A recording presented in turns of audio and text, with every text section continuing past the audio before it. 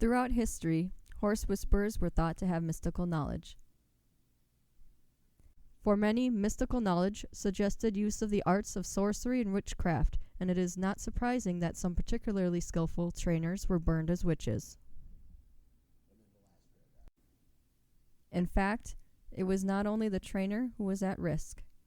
In the case of a horse named Morocco, who performed in the French town of Aries, in the 17th century, the horse was burned along with the trainer. How many more might have suffered the same fate was not well recorded, but we can safely say that any man or woman who exhibited unusual ability was liable to be denounced. As long as it remained possible that a charge of witchcraft would bring about an abrupt end to the horse trainer's career, there was a need for secrecy.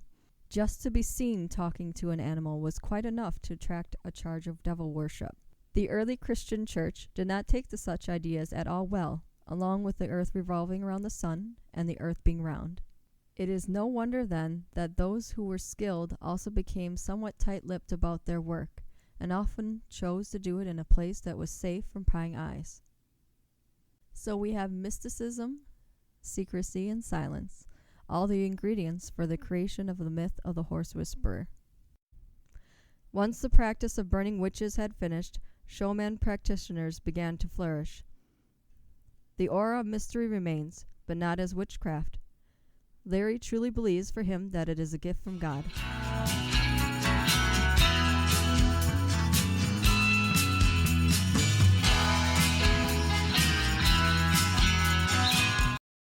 Hey, we're having an interview with Larry Surrett, the horse whisperer, the only horse whisperer. What makes you different than the other people that so-called horse whisperers, that call themselves horse whisperers?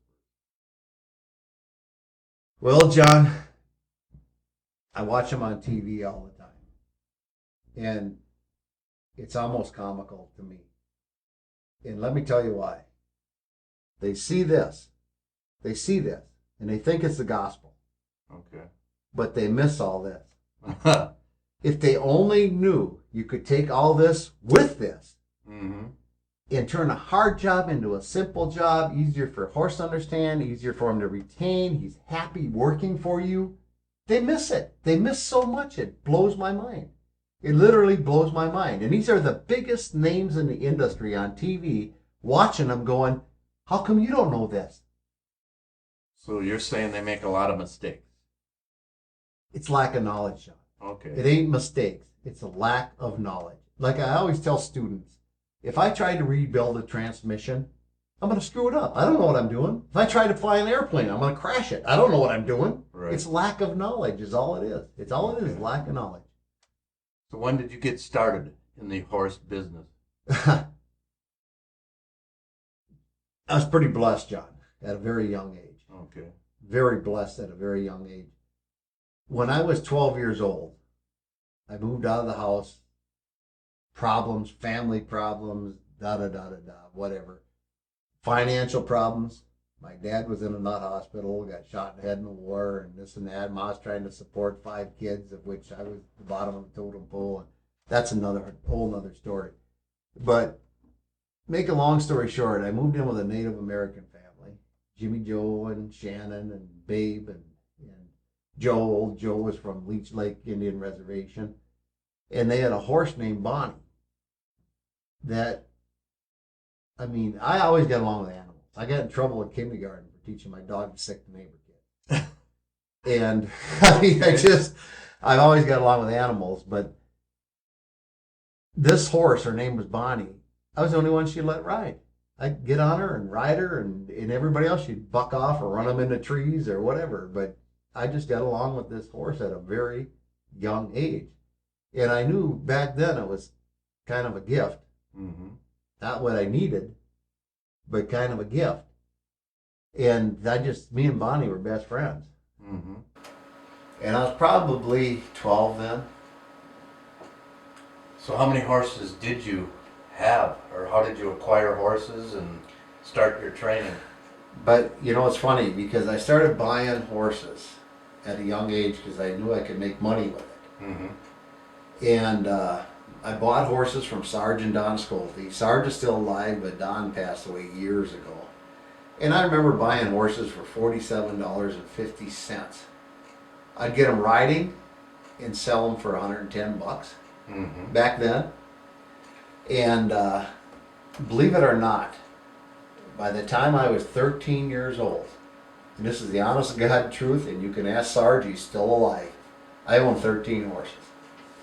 Were they all trained when you got them, or were they just? No, I looked for ones that weren't trained. Okay. Because that's how you made the money. You Right. find them untrained and turn them around and get them riding nice, and people would pay for it. And a lot of them I bought from Sarge and Don. Sarge was the president of our saddle club back then. And he was in the next town over. I grew up in a little town called Kwamba, which is Indian for mud.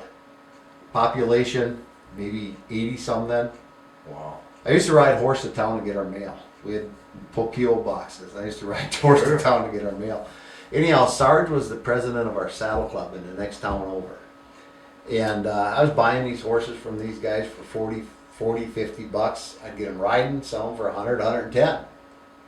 That was darn good back then for a little kid. Sure. Did you sell them to the public, or did you bring them to sales barn? How did you? Most of them I sold private. We used to have a newspaper, the Advertiser it was called. All right. And you could stick an ad in there back then. Nowadays everything changed, but you could stick an ad in there and that'd sell these horses, and people would come out and ride them, and oh yeah, that's what I'm after. And anyhow, make a long story short, circumstances changed, and my mother wanted me to move to the city. I'm not a city boy. I'll guarantee you that one. Sarge said, "I'll tell you what, kid," because I was buying all these horses from Sarge and Don. He said, "I'll tell you what, kid. You can come and live with me, but you got to get rid of all them horses but two." Well, I sold all the horses. I had 13 of them. I kept the two I was bringing the Sarges with. One was a stallion. And I had a wad of cash big enough to choke an ox. That day, I knew what I was going to do for a living. And I was 13 years old. So how did it progress for you as far as getting the school going and doing what you're doing now? How was the progression? Wow. Boy, that's a tough question, because you wanted big chunks or little chunks? Any way you want to do it. Yeah, well, big chunks is I knew what I was going to do for a living. Right. I tried to drop out of high school at 15 years old. I tried to drop out of high school because I thought they're not teaching me nothing I want to know for my living. Right. I'm into horses. I don't care about all your propaganda and BS. I'm into horses. And the school counselor said, "I'll tell you what, Larry." He said, "If you stick it out and you graduate," he said, "I'll set it up so you're in the best farrier school in the country. Learn how to shoe and trim horses. And I'll set it up so you get grants and loans and all this to pay back and cheap interest and all that." And he did. So did you go to school then to learn? Well, I was going to drop out young because I thought, man, this just ain't going nowhere for me for what I'm going to do for a living. I knew at a very young age what I was going to do for a living, and this isn't going anywhere for me. I was going to drop out of school, and the counselor said, "If you stick it out, I'll help you." And he did. So Larry, after you finished your farrier schooling and you started doing horses' feet, did you learn anything about their conformation and why you should buy a horse or why you shouldn't buy that horse? I'd just like to know that. You know, John, it's almost comical, but conformation's a given. Yep. Once you understand conformation, that is a given. What I learned more about was disposition. All right. Which you wouldn't think of, but I kind of get a kick out of it today when I look back. Because when I was young, I liked a challenge. Mm-hmm. I mean, I trained wolves, I trained cougars, I trained bears, I trained dogs. Have always been my hobby. Horses have always been my living. I just like training animals because that's what I was good at. When you're good at something, you like doing it. Absolutely. You know what I mean? And I would say I learned more about disposition and conformation going to farrier school. All right. And it's kind of comical because I get the biggest kick out of people trying to take a wolf and teach them to be a retriever. Why not take a golden retriever or a lab? They were bred for it. They were actually bred for this. You're going back in time is what you're doing. You're going back to the beginning to the wolf to get what you're after. Okay. You see what I'm saying? Yep. So I actually learned more about, I don't know, genetics than I did conformations and given. I mean, once you learn conformation, it's like ABCs. Big foot, no navicular, good bone, don't break down. Slope shoulder, lifts and rises properly. Steep shoulders, stump, hits the ground. Laid back shoulder, glides. I mean, it's basics. When you learn conformation, it's basic. Okay. But I would say I learned more about disposition. Playing Right. around with different horses and this. So and you that. had a few battles, I'm sure. Oh, you got that right. Okay. I was kind of known the guy that could fix them all. All right. So after learning all this, how did you get to where you are now? I know it's a long process, and you're the best at it because I've known you for years. And how did you get to be where you are now? I know it's probably a long story, but start where you Well, wanna. number one, John, you're one of the few people that probably know the answer to the question I'm going to ask you. You know what charisma is? Yep. It's a Greek word for a gift from God. Right. You have that And, gift. well, I started out better than most, but then I remember days, man, I remember days I was so frustrated. If I was a woman, I'd have been crying. You know, women are. But Yep. instead, I would pray. I'd pray and say, help me, teach me, show me, guide me. Mm-hmm. And it was like a light come on. You big dummy, why don't you try this? And it was so simple. It was sickening. It was simple. People miss everything. People see this, they see this, and they miss all this. Okay. If you could put all this with this, it's simple. Okay. Let's get back to your classes now that you have this school, the Minnesota Horse Training Academy. Who do you think needs more training, the horse or the people that come in with the horses? Hands down, bar none. Sucker question. Okay, well, I'm just... Led me on question. People. All right. Horses are not the problem. People are. And you see that every time. All the time. Holy cow, John. People are the problem, not horses. I remember you telling me that story about the lady that actually lost her life in a trailer with a horse. Oh, yeah. Yeah. One of my students brought that story back to me. And I'll tell you what, every student that's ever been to this class, by the first Friday of the first week, I ask them, do you think she'd be alive if she'd come to this class? Oh, heck yeah. Bar none, she'd be alive. That's Her and the horse are both dead due to lack of knowledge. I don't want to mention names, but I actually have watched some of these so-called horse whisperers on television. And they put down a horse. I don't know if you saw that video because they couldn't get it loaded in a trailer. And what did you think of that video? Yeah, I saw it. And I thought, huh, you gotta be kidding me. Really? Who should they have put down? Maybe the guy. Well, no, I'm just kidding again, there, but again, John, lack of knowledge. People just don't know. They Right. don't know. Again, I couldn't rebuild the transmission. If I tried to rebuild the transmission, I'm going to mess it up because I don't have the knowledge. If I tried to fly an airplane, I'm going to crash it because I don't have the knowledge. Right. And they want to have the knowledge, they just don't have it. Right. How many years now have you been training horses? Oh, man. Well, when I was 13, I had 13 horses. Okay. One of the students asked me one day, they said, how many horses do you think you've trained? And I'm like, wow, nobody ever asked me that before. Mm-hmm. The best answer I could come up with, I know it's closer to 2,000 than 1,000. Wow. You lose track. Right. I mean, there's no way. It'd been fun to take a picture of all of them and their problems and, you know, and how you fixed them.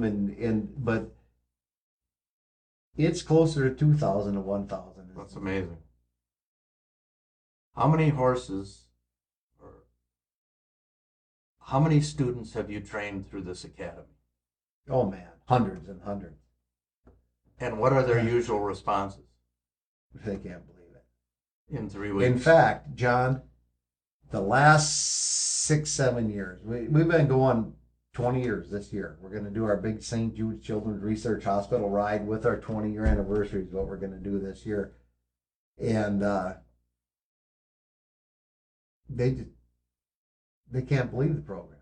They cannot believe it. They come here and they're like, are you kidding me? We have the best program in the industry. We guarantee it. In the last 6-7 years we started this. We guarantee it, money back, and we let you decide. And the way that works is, the second day at noon, if you don't believe it, here's your check back. We ain't even going to cash it. You got 2 days of free training. We have not had one student walk yet. That was my question. Yeah. Not a student. That's what they go as, huh? And let me tell you why, John. If they are true horse people, which they are, they wouldn't be here in the first place. They're like, wow, you got to be kidding me. Show me more. Show me more. If they're true horse people, you couldn't get them out of here with a shotgun. They want to see more. They're like, I can't believe that. You just did that. That quick, that easy. Right. How many, what are the general ages of students that come to your classes? The youngest was 9. The oldest was 72. And let me tell you about the oldest. Okay. He, going back to what we just got done saying, he came up to me the second day at noon. And he said, I'm going to tell you something, young man. I'm like, yeah, I guess I am young to him. I'm almost 60. But I guess I am young to him. All right. He says, I'm going to tell you something, young man. He said, I learned more in the last 2 days than I have with my whole life messing with horses. Was his feedback. Have you had students that have been in other classes or trained by other trainers that really haven't gotten anywhere? Big time. Big time. John, in fact, oh my gosh, they've been to every program there is before they come here. We just don't want to mention any names. I ain't going to mention any Okay. names, but they've been to the big names you see on television. Right. Every program there is, and every one of them say the exact same thing. I wish we'd have found you first. I'm telling you, you wouldn't believe what they miss. They miss so much. It's amazing. Well, I've watched a lot of your classes, and it is amazing to me, just watching you and the students and the horses, how they bond. And tell me how they bond, I mean, as far as with their horses. All right. First off, getting back to horse whisperer. Okay. There's 8 training techniques, not 2. Every dog school in the United States, all they know is 2. All they know is 2 techniques: correction and praise, correction and praise, correction and praise. Every dog school in the United States, all they know is 2 training techniques. And don't bring your puppy here because he's too young. He's got to be able to withstand a correction. Okay. Guess what? You can train a dog without correcting him. There's 7 other techniques you can use. You can train a horse, and believe it or not, horses are smarter than dogs. Horses are smarter than dogs. I've said that for 20 years to my students. A few years back, I actually got some backup. Animal Planet on television did a countdown of the 10 most smartest animals, and they actually put horses 2 ahead of dogs. So I finally got backup. People don't know what buttons to push. Dogs are not intimidated by them because they're little and they live with them, and they just don't know what buttons to push. Okay. If you know what buttons to push, horses are actually smarter than dogs, and I actually got some backup from Animal Planet finally on television saying the same thing I've been saying for 20 years. I was disappointed. Let me tell you why I was disappointed. They didn't mention mules. Okay. Mules are not only more intelligent than horses, but they reason like crows do. They did mention crows on the top 10. The reason they mentioned crows were, crows would pick up a nut. They reason. Crows will reason. Monkeys will use tools. Pigs use lateral learning. But they would pick up a nut and fly to the highway and set it on the highway, wait for a car to drive over it, and go eat the meat out of the nut. Uh-huh. Okay. Now, there's some sayings with mules that I remember as a kid. You want to hear them? Yes. One of them was, if a mule kicks you Wednesday, he's been thinking about it since Monday, and you probably had it coming. All right. The other one is, a horse kicks and a mule aims. Oh. And if a mule kicks you twice, you didn't learn the first time. Did you? All right. I mean, mules actually reason, and they're actually more intelligent than horses. It's that hybrid vigor, that H1, F1 it's called. when you're breeding hybrids and stuff. And they have that hybrid vigor. They're actually more intelligent than a horse yet. A lot of these so-called horse trainers, you train a few mules just to get a good spanking and realize they're trying to break them instead of train them or teach them or show them. There's a big difference. Okay, let's speak about that a little bit. What's the difference between showing them or training them? Okay, I mean... Oh, huge difference. Huge difference. John, like I was telling you, we got sidetracked a little bit, but there's the 2 training techniques that all the dog schools know about, which is correction and praise. There's actually 8 of them. And if you learn these 8 training techniques and you put them together at the same time, you would not believe the results. I've taken horses that people have tried to do things with for 2 years, and in 10 minutes they do it for me. 10 minutes. Right. Do you think they knew those 8 training techniques? No, they didn't know them. If you do them 8 training techniques, and I use it under every circumstance. When I teach a horse a slide stop, side passing, I got my stallion to go open the cooler and bring you a soda. My stallion to rope himself with a lariat, sit like a dog and talk like Mr. Ed, and whatever. I use those 8 training techniques under every circumstance, and that's what a true horse whisperer does. So your training is progressive. It starts somewhere and everything leads to another. Well, you got one of the 8. Now we got 7 more. Oh, okay. Yeah, you got one of the 8. Now we got 7 more you can use at the same time. All right. And students don't really grasp it the first week. It's almost the next Monday or Tuesday. I get it. Because every demonstration we do, the first demonstration I do is I teach a horse to say no on command. You like cows? No. 10 minutes, John. 10 That's minutes. amazing. Right. Every demonstration I do takes 10 minutes. I think the longest one's been like 13. And I always ask for the worst horse in the class. Who's got the worst horse? I've had students almost fall off the chair. Mine. Because do you think these guys on the horse channels on TV know this? No, they don't. I watch them all the time. They get close. Again, they see this, but they miss this. So it's tunnel vision for them. Oh, that's what I see. Yep. I'm like, come on. To the point where, you talk about horse whisperers.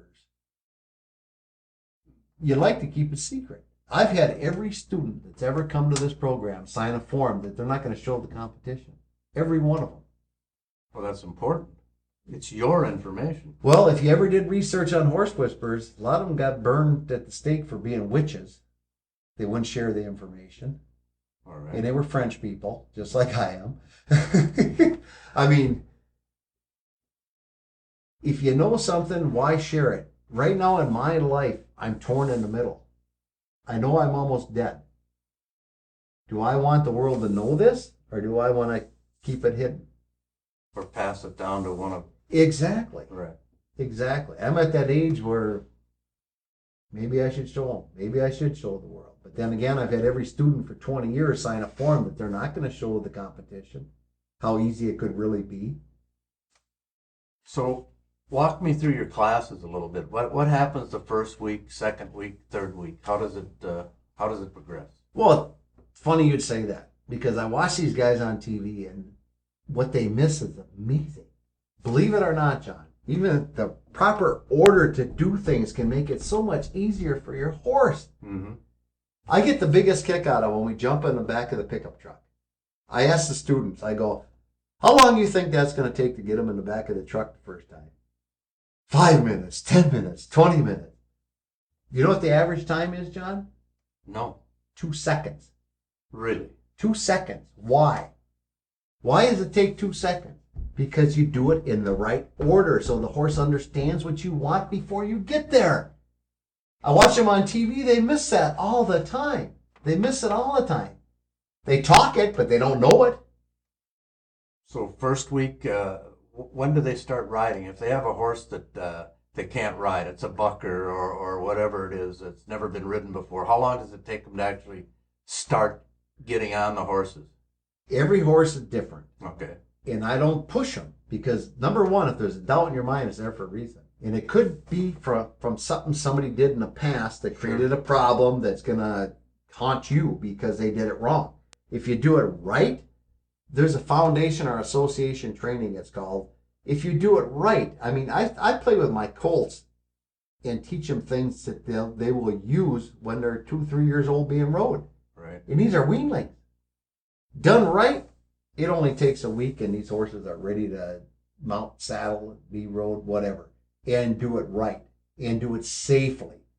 I can't stretch the safety enough.